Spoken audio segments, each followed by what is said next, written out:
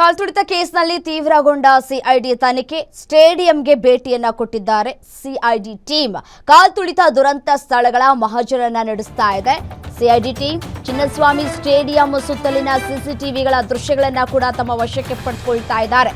ಚಿನ್ನಸ್ವಾಮಿ ಸ್ಟೇಡಿಯಂನ ಪ್ರತಿ ಗೇಟ್ಗಳಿಗೂ ಕೂಡ ತೆರಳಿ ಪರಿಶೀಲನೆಯನ್ನ ನಡೆಸ್ತಾ ಇದ್ದಾರೆ. ಸ್ಟೇಡಿಯಂ ಅಧಿಕಾರಿಗಳಿಂದ ಮಾಹಿತಿಯನ್ನ ಪಡೆದುಕೊಳ್ತಾ ಇದ್ದಾರೆ. ಸಿಐಡಿ ಇನ್ಸ್ಪೆಕ್ಟರ್ ಮಂಜುನಾಥ್ ಅಂಡ್ ಟೀಮ್ನಿಂದ ತನಿಖೆ ಚುರುಕುಗೊಳ್ತಾ ಇದೆ. ಚಿನ್ನಸ್ವಾಮಿ ಸ್ಟೇಡಿಯಂನಲ್ಲಿ ಕಾಲ್ತುಳಿತ ಆಗಿ 11 ಜನರು ಸಾವನ್ನಪ್ಪಿದ್ರು.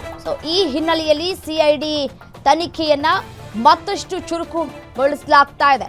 ಒಟ್ಟು 21 ಗೇಟ್ಗಳಿದ್ದಾವೆ. 21 ಗೇಟ್ಗಳಿದ್ರೂ ಕೂಡ ಆ ಒಂದು 21 ಗೇಟ್ಗಳನ್ನು ಯಾಕೆ ತೆರವು ಮಾಡಲಿಲ್ಲ ಅನ್ನೋದು ಒಂದು ಕಡೆ ಪ್ರಶ್ನೆಯಾದರೆ, ಬರೀ 3 ರಿಂದ 4 ಗೇಟ್ಗಳನ್ನು ಓಪನ್ ಮಾಡಲಾಯಿತು.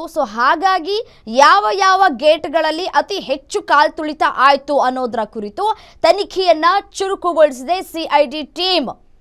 ಸ್ಥಳಕ್ಕೆ ತೆರಳಿ ಯಾವ ಗೇಟ್ಗಳಲ್ಲಿ ಏನೆಲ್ಲ ಸಮಸ್ಯೆಗಳಾಯಿತು, ಕಾಲ್ತುಳಿತ ಆಗೋದಕ್ಕೆ ಏನು ಸಮಸ್ಯೆ ಆಯಿತು ಅನ್ನೋದರ ಕುರಿತು ಸಿಬ್ಬಂದಿಗಳ ಬಳಿ ಮಾಹಿತಿಯನ್ನ ಕೂಡ ಕಲೆ ಹಾಕೋದ್ರ ಜೊತೆಗೆ ಈ 25 ಗೇಟ್ಗಳಲ್ಲಿ ಏನಿದ್ದಾವೆ ಅಷ್ಟೂ ಗೇಟ್ಗಳ ಸಿಸಿಟಿವಿಯ ಫುಟೇಜ್ಗಳನ್ನು ಕೂಡ ಕಲೆ ಹಾಕ್ತಾ ಇದ್ದಾರೆ.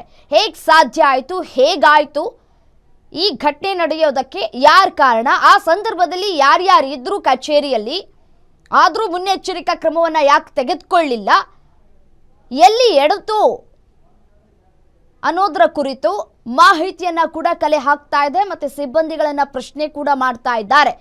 ಹೇಗಾಯಿತು, ಕಣ್ಣಾರೆ ಪ್ರತ್ಯಕ್ಷವಾಗಿ ಕಣ್ಣಂತವರು ಕೂಡ ಅಲ್ಲಿ ಕರ್ತವ್ಯವನ್ನ ನಿರ್ವಹಿಸ್ತಾ ಇದ್ದಾರೆ.